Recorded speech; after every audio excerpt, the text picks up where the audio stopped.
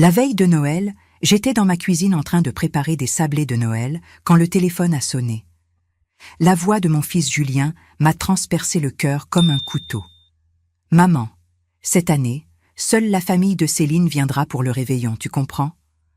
On veut quelque chose de plus intime. » Ces mots m'ont glacé, tenant le combiné avec des mains tremblantes tandis que les larmes commençaient à couler. 69 ans de vie, 42 années à élever ce fils.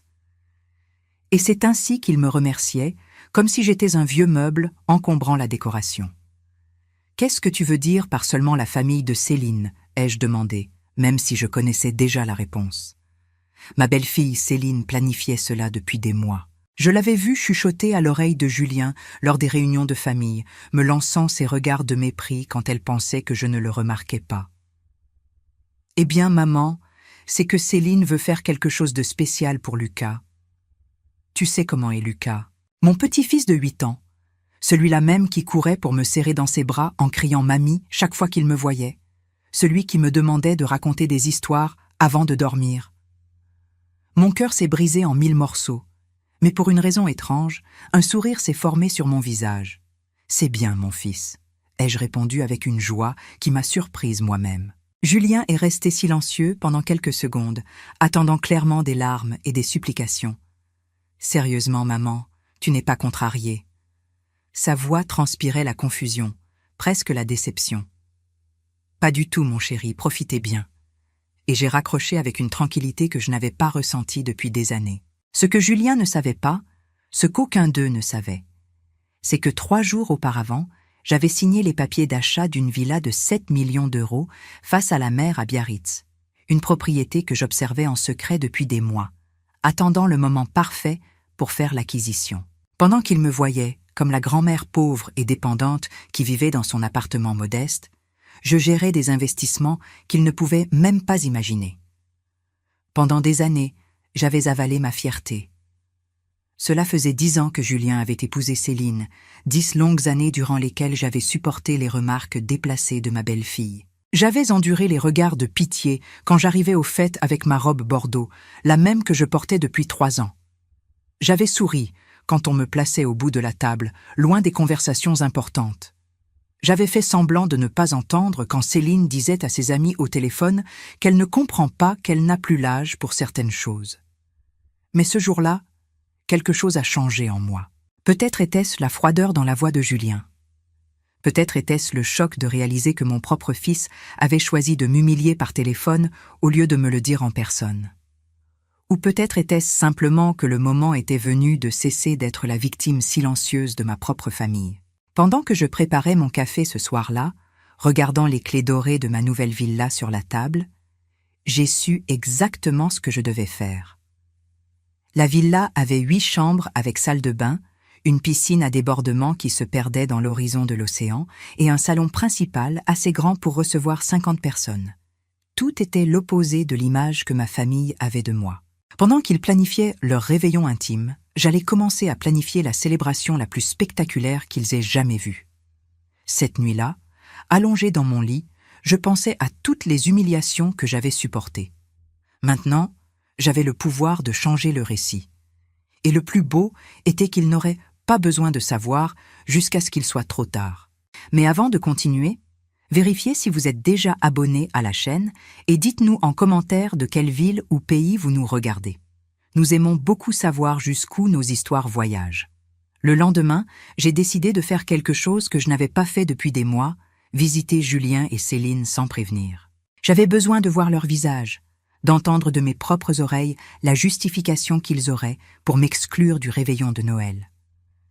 J'ai sonné à la porte de leur maison, une villa de 2 étages dans la résidence sécurisée que j'avais aidé à payer quand Julien avait perdu son emploi il y a 5 ans. Céline a ouvert la porte avec une expression d'agacement qu'elle n'a même pas pris la peine de cacher. « Madeleine, nous ne savions pas que vous veniez. » Sa voix sonnait comme si elle avait marché sur quelque chose de désagréable. Elle ne m'a pas invitée à entrer immédiatement. Elle est restée plantée dans l'embrasure, comme si j'étais une vendeuse ambulante à une heure inopportune. « Bonjour Céline, je suis venue voir Lucas et profiter pour discuter des plans de Noël. » Finalement, elle s'est écartée, Mais j'ai pu voir comment elle a échangé un regard significatif avec Julien, qui est apparu du salon avec une expression mal à l'aise. « Maman, je t'ai déjà expliqué au téléphone. Cette année, nous voulons quelque chose de différent. » Il n'arrivait pas à me regarder dans les yeux pendant qu'il parlait. Lucas est venu en courant de sa chambre en criant « Mamie » avec ce sourire qui illuminait mon monde. Mais avant qu'il puisse m'atteindre, Céline l'a arrêté avec une main ferme sur son épaule. « Lucas, va finir tes devoirs. Les adultes doivent parler. » Le sourire de mon petit-fils a disparu instantanément. Je me suis assise sur le canapé que je leur avais offert l'année dernière, observant Céline s'installer en face de moi avec cette posture arrogante qu'elle avait perfectionnée ces dernières années. « Madeleine, j'espère que vous comprenez que ce n'est rien de personnel. C'est juste que ma famille a des traditions très spécifiques pour Noël. Chaque mot était chargé de condescendance, comme si elle expliquait quelque chose de complexe à une enfant. Et quelles seraient ces traditions si spéciales que je ne peux pas partager ?» ai-je demandé en gardant un ton calme qui l'a déstabilisé. Julien s'est tortillé sur sa chaise, mal à l'aise. « Eh bien, maman, c'est que la famille de Céline est plus sophistiquée. Ils font un réveillon formel avec protocole, tu vois. » Les mots sont sortis de sa bouche comme s'ils le blessaient, mais il les a dit quand même. Céline a souri avec ce sourire faux que j'avais appris à détester. « Exactement. Mes parents sont de la haute société parisienne. Ils ont certains standards très élevés. Le réveillon se fait avec de la vaisselle et des cristaux fins. Nous servons du foie gras et du caviar importé. C'est une célébration très élégante. » Elle me regardait de haut en bas, comme si elle évaluait si ma robe bordeaux passerait l'inspection de ses raffinés beaux-parents. « Je comprends, » ai-je répondu, en sentant l'humiliation brûler mes joues. « Et qu'est-ce qu'il y a exactement en moi qui n'est pas assez sophistiqué ?» La question a flotté dans l'air comme une bombe sur le point d'exploser. « Maman, ce n'est pas ça.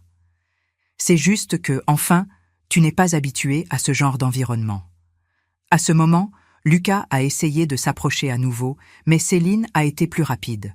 « Lucas, tu n'as pas entendu ce que j'ai dit.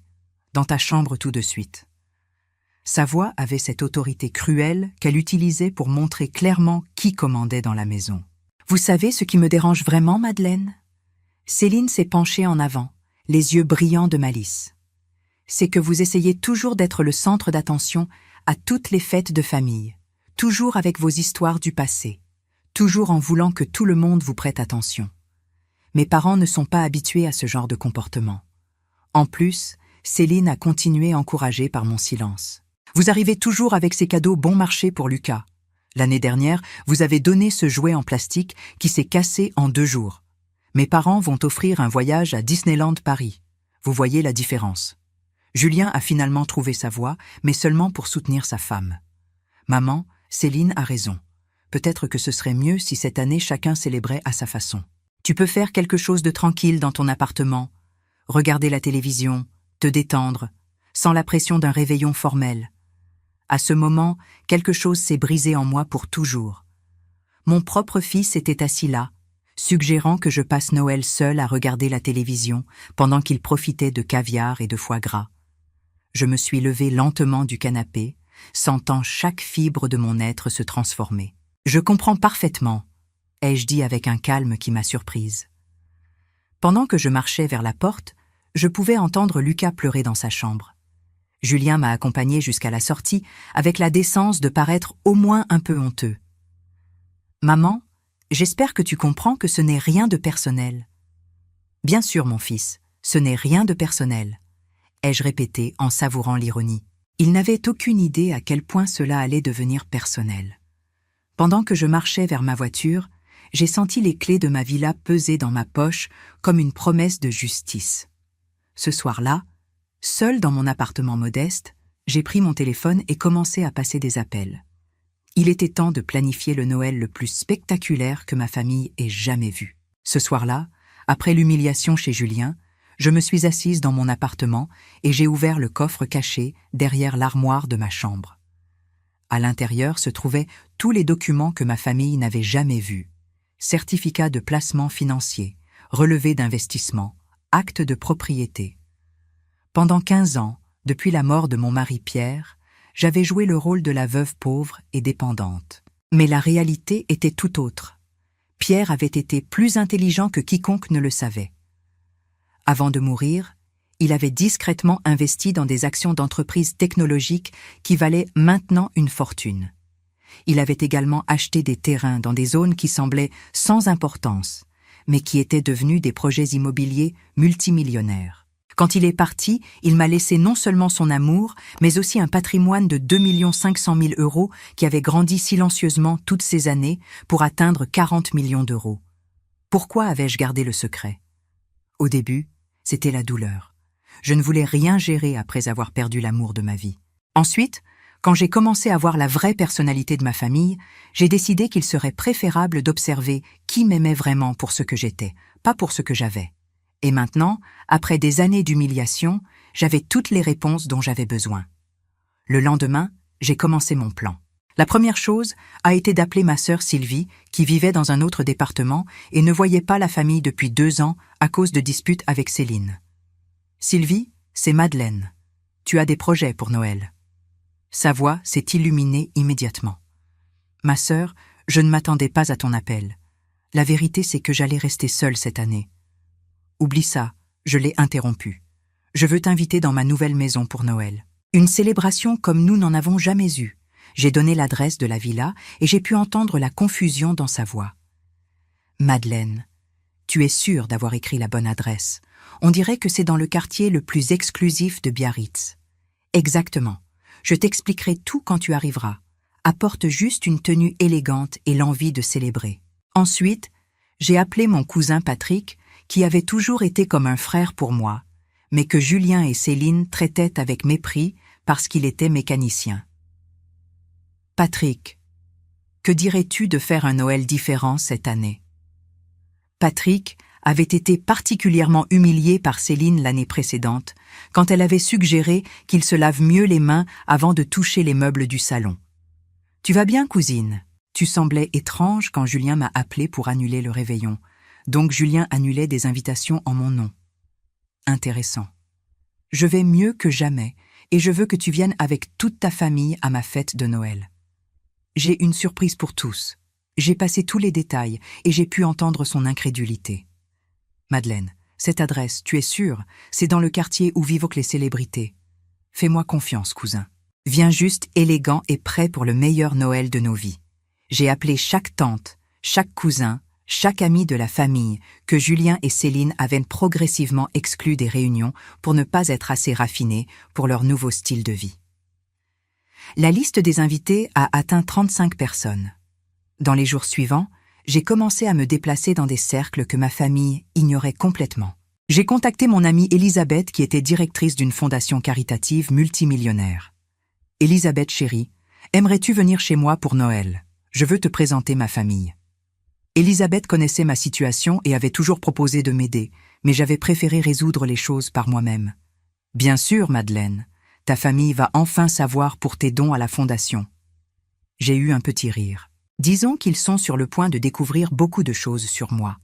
J'ai également invité Antoine, mon conseiller financier, qui avait été fondamental pour faire croître ma fortune.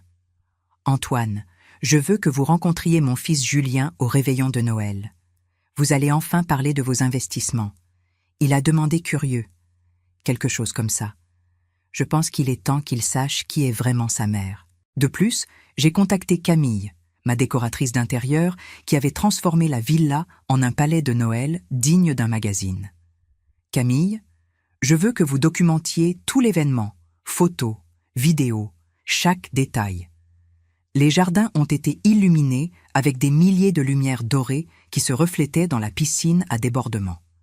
La terrasse face à la mer a été décorée avec des guirlandes de fleurs fraîches. Julien m'a appelé 2 fois durant cette semaine, ressentant probablement quelques remords tardifs. « Maman, tu vas bien. Ta voix était si tranquille l'autre jour. Je suis parfaite, mon fils. En fait, je n'ai jamais été aussi bien. J'espère que vous profiterez bien du réveillon européen sophistiqué. Maman, si tu veux, tu peux venir pour le dessert. Ne t'inquiète pas pour moi, Julien, je l'ai interrompu doucement. Je vais avoir un Noël merveilleux. » En fait, probablement le meilleur de ma vie. La confusion dans sa voix était claire. « Tu vas chez un parent. » Quelque chose comme ça, ai-je répondu avec un sourire qu'il ne pouvait pas voir. Céline a également appelé 3 jours avant Noël. Madeleine, j'espère que vous n'êtes pas rancunière de notre conversation. Je voulais juste m'assurer que vous comprenez que c'est le mieux pour tous. Pas du tout, Céline. En fait, je vous remercie d'avoir ouvert mes yeux. La nuit précédant Noël, j'étais à la villa supervisant les derniers détails. Les photos étaient spectaculaires, la villa illuminée comme un palais de contes de fées, la table qui semblait sortir d'un film, tous mes invités trinquant avec des verres de cristal. Chaque image exsudait élégance, richesse et surtout bonheur authentique. Le meilleur restait à venir. Le matin de Noël, je me suis réveillée dans mon appartement modeste pour la dernière fois. À 10 heures, Julien m'a appelé avec cette voix faussement joyeuse qu'il utilisait quand il se sentait coupable. « Joyeux Noël, maman. Comment vas-tu ? » ?»« Merveilleusement, mon fils. En fait, je m'habille pour une célébration incroyable. Je ne mentais pas. »« Ah, tu vas chez Sylvie. » Sa voix avait une note de soulagement. « Quelque chose comme ça, Sylvie sera avec moi, avec beaucoup d'autres personnes spéciales. » À midi, je suis arrivée à la villa pour les préparatifs finaux. L'équipe du chef Philippe travaillait déjà dans la cuisine gourmet, préparant un menu qui ferait ressembler le foie gras de Céline à de la restauration rapide. Nous avions du homard frais, du saumon norvégien, du caviar beluga authentique et un chef français qui avait travaillé dans des restaurants étoilés Michelin. À 14 heures, les invités ont commencé à arriver. La première a été Sylvie, qui est venue en taxi.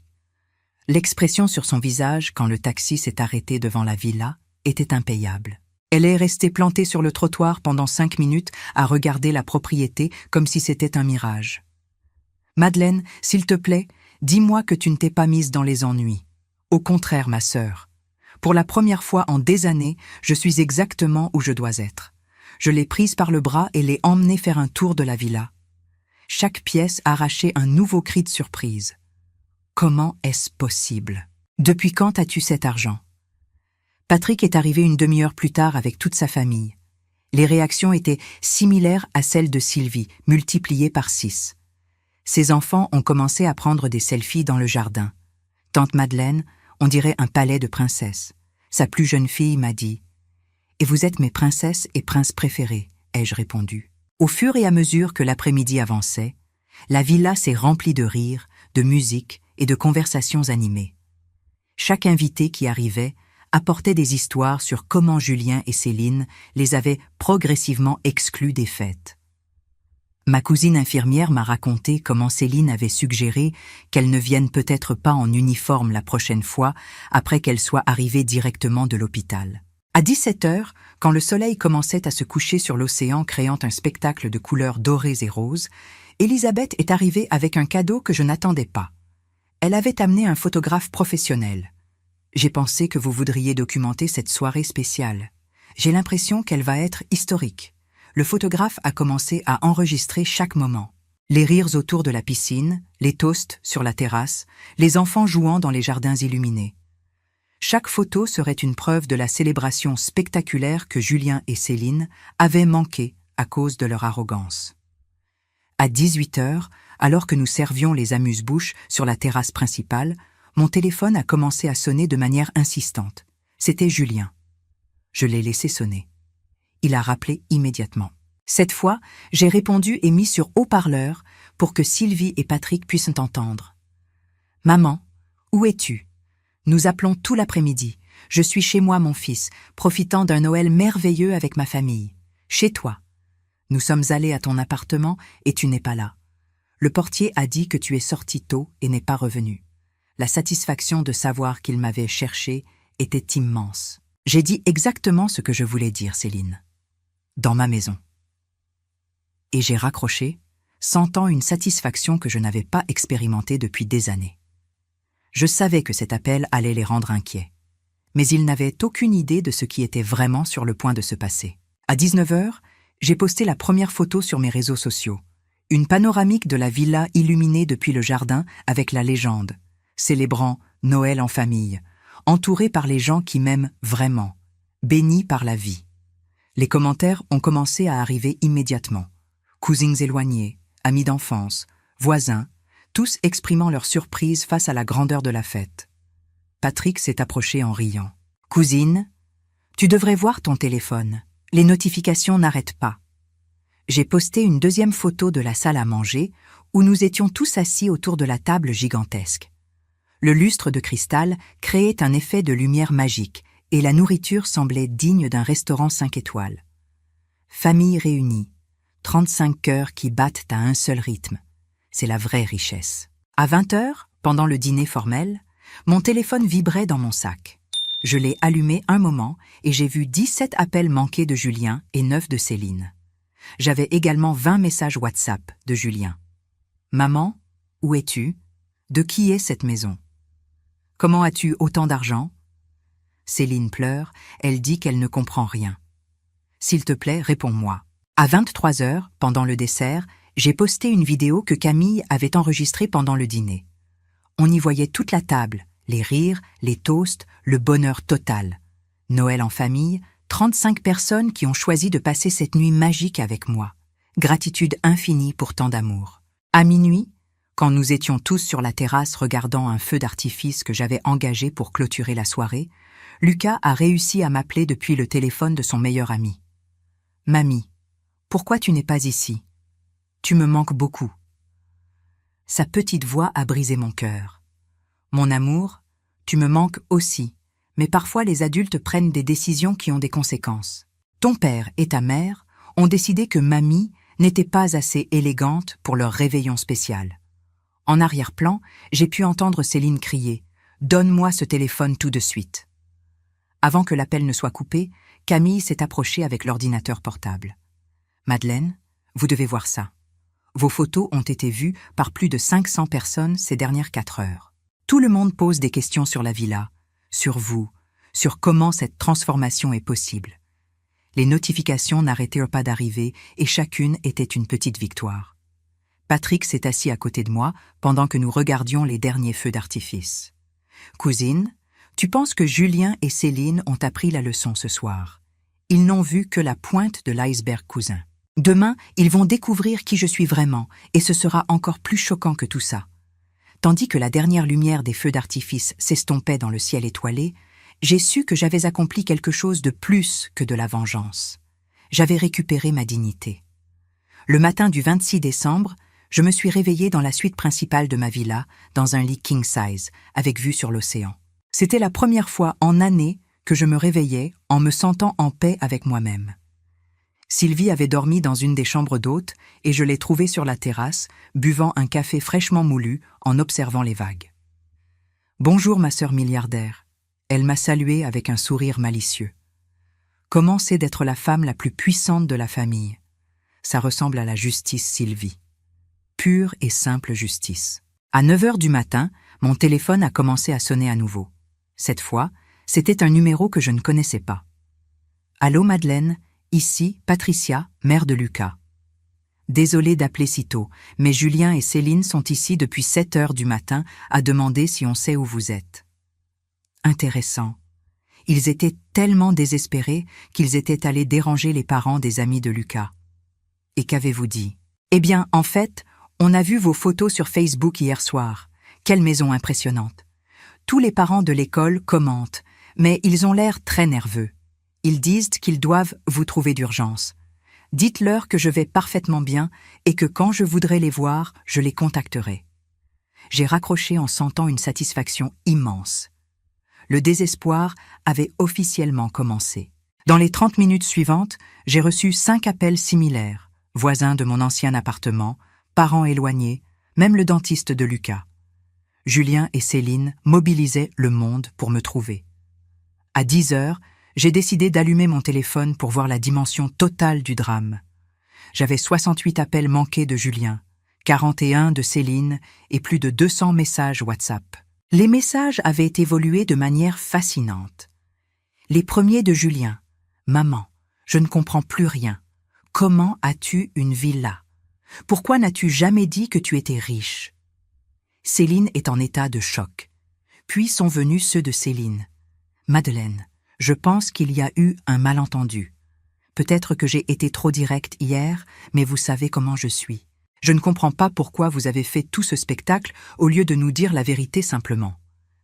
À midi, j'ai décidé de poster une dernière photo sur mes réseaux sociaux. Moi en peignoir de soie, prenant le café sur la terrasse principale avec l'océan en arrière-plan. La légende disait « se réveiller au paradis ». Quand vous retirez les personnes toxiques de votre vie, il ne reste que de l'espace pour la paix et le bonheur. La réaction a été immédiate. En 10 minutes, j'avais plus de 50 commentaires. J'ai pu voir que Julien avait réagi avec un emoji de choc. Céline avait commenté « Madeleine, s'il vous plaît, appelez-nous. Nous sommes inquiets. » Mais je n'ai rien répondu. À 13 heures, mon téléphone a sonné avec un numéro privé. C'était Lucas qui pleurait. « Mamie, s'il te plaît, viens à la maison. Papa et maman sont très en colère et tristes. Ils disent que tu les as trompés. Je ne comprends rien. Je veux juste que tu viennes. » Mon cœur s'est brisé en entendant mon petit-fils si confus et effrayé. Mon amour, mamie n'a trompé personne. La seule chose que j'ai faite, c'est rester silencieuse sur certaines choses. Tu te souviens quand ta mère a dit que mamie n'était pas assez élégante pour le réveillon spécial? Oui. Et j'ai dit que c'était méchant. Mais elle m'a envoyée dans ma chambre. Exactement, mon petit. Parfois, les adultes doivent apprendre des leçons difficiles. À 14 heures, Sylvie et moi déjeunions sur la terrasse quand nous avons entendu le son d'une voiture accélérant dans l'allée de la villa. « Ma sœur, je crois que la cavalerie est arrivée », a dit Sylvie avec un mélange de nervosité et d'émotion. En effet, la BMW de Julien s'est arrêtée brusquement devant l'entrée. J'ai pu voir Julien et Céline sortir de la voiture, tous les deux visiblement nerveux. Julien portait les mêmes vêtements que la veille, comme s'il n'avait pas dormi. Céline avait le maquillage taché et les cheveux en désordre, quelque chose que je n'avais jamais vu. Ils sont restés plantés devant la villa pendant plusieurs minutes, clairement impressionnés. Je pouvais les voir pointer différents détails, la fontaine de marbre, les jardins parfaitement entretenus, les colonnes de l'entrée, la vue sur la mer. Leur bouche était ouverte de choc. Finalement, Julien s'est approché du portail et a appuyé sur la sonnette. Par l'interphone, j'ai entendu sa voix tremblante. « Maman, je sais que tu es là. S'il te plaît, nous devons parler. » Je n'ai pas répondu immédiatement. Je les ai laissés attendre pendant 5 minutes entières pendant que je terminais ma coupe de champagne du déjeuner. « Qui est-ce » ai-je demandé comme si je ne savais pas. « Maman, c'est Julien. Je suis ici avec Céline. S'il te plaît, ouvre-nous. » Sa voix avait un désespoir que je n'avais jamais entendu auparavant. « Julien, qu'est-ce que tu fais ici ? Tu ne devrais pas être en train de profiter de ton réveillon européen sophistiqué. » Le silence qui a suivi était tendu. « Maman, s'il te plaît, nous avons besoin d'explications. Rien de tout ça n'a de sens. Des explications sur quoi, mon fils? Sur cette maison, sur l'argent, sur pourquoi tu nous as menti toutes ces années. Je ne vous ai jamais menti, Julien. Je n'ai juste jamais dit toute la vérité. Il y a une différence. J'ai pu entendre Céline parler en arrière-plan, frustrée. « Maman, tu peux ouvrir le portail pour qu'on parle en adulte. » « Bien sûr, mon fils. Mais avant, dis-moi une chose. Cette visite est parce que vous voulez vraiment me voir ou parce que vous avez vu les photos et maintenant, tout à coup, je suis devenue intéressante. » La question a flotté dans l'air comme un couteau. « Maman, ce n'est pas ça. C'est que enfin, nous sommes confus. Pourquoi n'as-tu jamais dit que tu avais autant d'argent? » Parce que je voulais savoir si vous m'aimiez pour ce que je suis, Julien. Pas pour ce que j'ai. Et maintenant, j'ai toutes les réponses dont j'avais besoin. Finalement, j'ai ouvert le portail automatique et je les ai vus marcher lentement sur le chemin de pierre. Chaque pas qu'ils faisaient était chargé de surprise et de compréhension. Quand ils sont arrivés à la porte principale, j'ai ouvert personnellement, portant une robe rouge élégante et les perles que ma belle-mère m'avait laissées. L'expression sur leur visage quand ils m'ont vu dans ma propre villa était exactement ce que j'avais attendu pendant 15 ans. Choc, confusion et pour la première fois depuis longtemps, respect involontaire. « Bonjour Julien. »« Bonjour Céline. »« Bienvenue dans ma maison. » Ma voix était calme, contrôlée, puissante. « Entrez s'il vous plaît. Nous avons beaucoup à discuter. » Julien et Céline sont entrés dans la villa, marchant comme s'ils étaient dans un musée. Les yeux de Julien bougeaient du lustre de cristal de l'entrée aux œuvres d'art originales sur les murs, du sol en marbre aux meubles design. C'était comme s'ils voyaient un fantôme, mais le fantôme, c'était moi. « Asseyez-vous » ai-je dit en pointant le canapé de cuir italien dans le salon principal. Ils ont obéi sans dire un mot. « Tu peux m'expliquer ce qui se passe ?» Julien a finalement trouvé sa voix. « Cette maison est vraiment à toi, maman. Bien sûr qu'elle est à moi, mon fils. Je l'ai achetée il y a une semaine comptant. » Le mot comptant les a fait pâlir. Céline, qui regardait la vue sur la mer, s'est tournée vers moi. « Madeleine, je ne comprends pas d'où vous avez sorti autant d'argent. Vous avez peut-être gagné à la loterie et ne nous l'avez pas dit. » J'ai eu un petit rire, un son qui les a clairement déstabilisés encore plus. La loterie, Céline. Non, ma chère, c'est bien mieux que la loterie. C'est de la planification, de l'investissement intelligent et de la patience. Je me suis levée et ai marché vers la fenêtre. Quand Pierre est mort, il y a 15 ans, vous avez présumé que j'étais dans la misère. Je me souviens parfaitement comment vous me regardiez avec pitié pendant l'enterrement, chuchotant que la pauvre Madeleine allait devoir vendre la maison et vivre avec une retraite misérable. Ce que vous ne saviez pas, c'est que Pierre avait été un génie des investissements. Pendant 20 ans, en silence, il avait acheté des actions d'entreprises technologiques et des terrains dans des zones que tout le monde considérait inutiles, mais qui sont maintenant des projets multimillionnaires. Pierre m'a laissé non seulement son amour, mais aussi une fortune de 2 500 000 € qui a grandi silencieusement toutes ces années. Maintenant, elle vaut plus de 40 millions. Le silence qui a suivi était absolu. Julien semblait avoir reçu un coup de poing. « 40 millions », a-t-il murmuré. « Et tu as vécu toutes ces années dans cet appartement modeste, utilisant des coupons de réduction. » Exactement, mon fils. Pendant 15 ans, j'ai joué le rôle de la veuve pauvre pendant que j'observais attentivement qui m'aimait pour ce que je suis et qui me tolérait par obligation. Je me suis assise en face d'eux. Mais pourquoi? Céline semblait vraiment confuse. Pendant 10 ans de mariage entre vous et Julien, j'ai observé attentivement. Parce que je voulais connaître le véritable cœur des personnes autour de moi, Céline. Et les résultats ont été très révélateurs. Julien s'est penché en avant. « Maman, y a-t-il un moyen pour que tu nous pardonnes? Un moyen de reconquérir ta confiance? » Julien, le pardon ne se donne pas juste après des excuses. Il se gagne avec des actions cohérentes dans le temps. J'ai continué en me levant. Vous devez comprendre que cette villa n'est pas juste ma nouvelle maison. C'est la manifestation physique de ma vraie identité. La personne que j'ai toujours été, mais que vous n'avez jamais pris la peine de connaître. Et plus important, vous devez vous engager à traiter toutes les personnes avec respect et dignité, indépendamment de leur situation financière. Parce que la vraie élégance ne s'achète pas dans les boutiques de Paris Julien. La vraie élégance est dans la façon dont vous traitez les gens que vous pensez ne pouvoir rien vous donner en retour. 3 mois après ce Noël qui avait tout changé, j'étais assise dans mon bureau de la villa, révisant les plans pour une fondation caritative que j'avais décidé de créer. La vue de l'océan depuis mon bureau en acajou me rappelait tous les jours que la vie peut se transformer complètement quand on a le courage de se défendre. Lucas me rendait visite tous les week-ends depuis janvier. La première fois qu'il est venu après la révélation, il est resté bouche bée pendant 10 minutes à marcher dans la villa. « Mamie, tout ça c'est vraiment à toi. »« Oui, mon amour. Et un jour, si tu deviens l'homme bon et généreux que je sais que tu peux être, une partie de tout ça sera à toi. » Je lui ai également expliqué d'une façon qu'il pouvait comprendre que l'argent était un outil pour faire le bien, pas pour se vanter ou mépriser les autres. Lucas, avec la sagesse naturelle des enfants, a parfaitement compris. « Pourquoi tu ne nous l'as pas dit avant mamie ?»« Parce que j'avais besoin de savoir qui m'aimait pour mon cœur, Lucas. Et maintenant, je le sais parfaitement. » Julien avait tenu sa parole durant ces 3 mois. Il avait beaucoup travaillé pour réparer notre relation, non pas avec des cadeaux chers ou des gestes grandioses, mais avec de petits actes d'affection que je n'avais pas vus depuis des années. Il m'appelait tous les jours, non pas pour me demander quelque chose, mais pour demander comment s'était passée ma journée. « Maman, j'ai beaucoup réfléchi à tout ce qui s'est passé.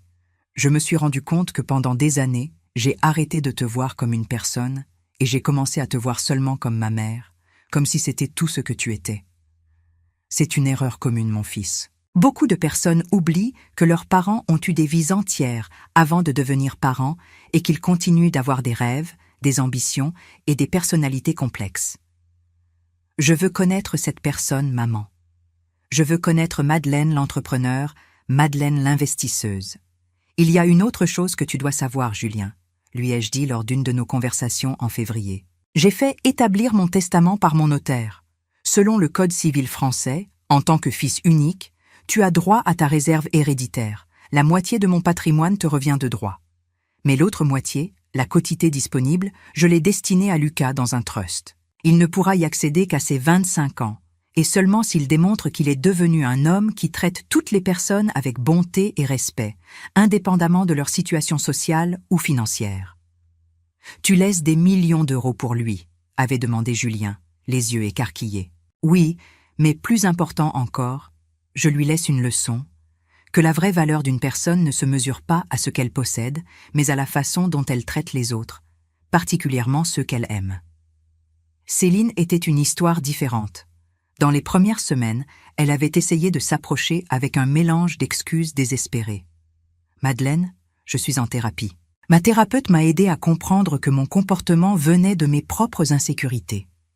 C'était la première fois que je la voyais montrer une vraie vulnérabilité.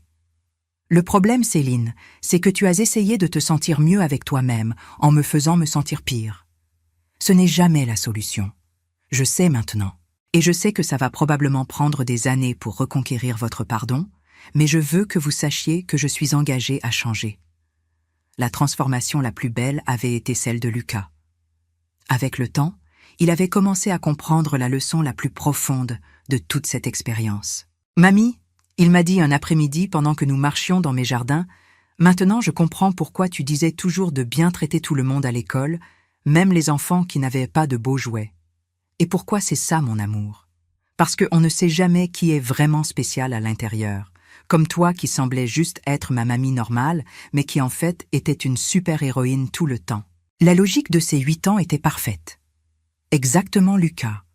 Et plus important encore, toutes les personnes méritent d'être traitées avec bonté, avec ou sans argent, puissante ou non.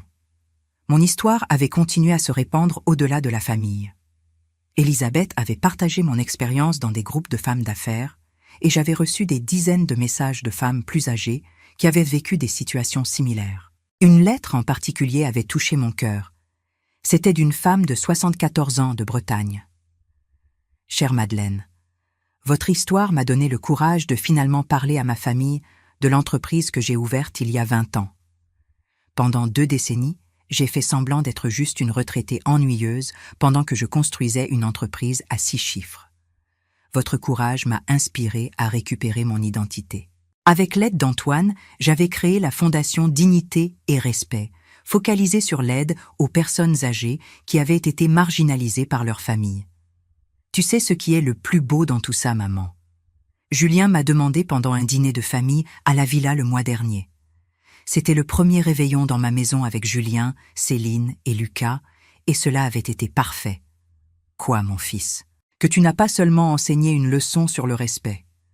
Tu as enseigné qu'il n'est jamais trop tard pour transformer sa vie, pour se défendre et pour exiger le traitement qu'on mérite.